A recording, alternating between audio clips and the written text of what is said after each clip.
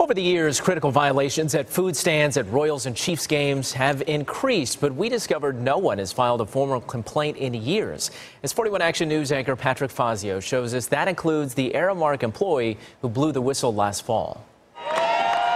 Royals fans have complained to us about food served at the stadium. It's kind of nasty. I'm not a fan of it. That's kind of gross. Critical violations have increased at Aramark food stands at both Kaufman and Arrowhead the past few years, but no one has complained to the health department. We have not received any direct complaint from the public. The Kansas City Health Department says the last time someone filed a complaint about food at Arrowhead was November 2012, and at the K nearly 4 years ago in June 2011. I thought, okay, we're going to receive a few complaints about the food that's served at the stadium. Despite this picture on Twitter last month, allegedly of food from the K, no one filed a complaint with the health department. Although that was not a formal complaint, but we took it seriously and we responded to the stadiums.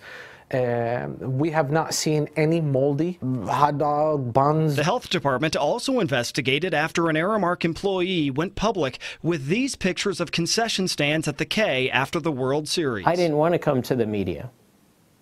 I wanted these issues to be resolved within the company. After that interview in November, John Costa then told us in March that Aramark fired him for blowing the whistle. They didn't fire the problem. They fired the person that was reporting the problem that they were unwilling to fix. The health department says Costa copied them on his email to the media, but never filed a formal complaint. There was no need to call directly our office. He could have called 311 and file a complaint. The health department says anyone can call and file a health code complaint without giving their name. Did he know he could have filed a complaint anonymously?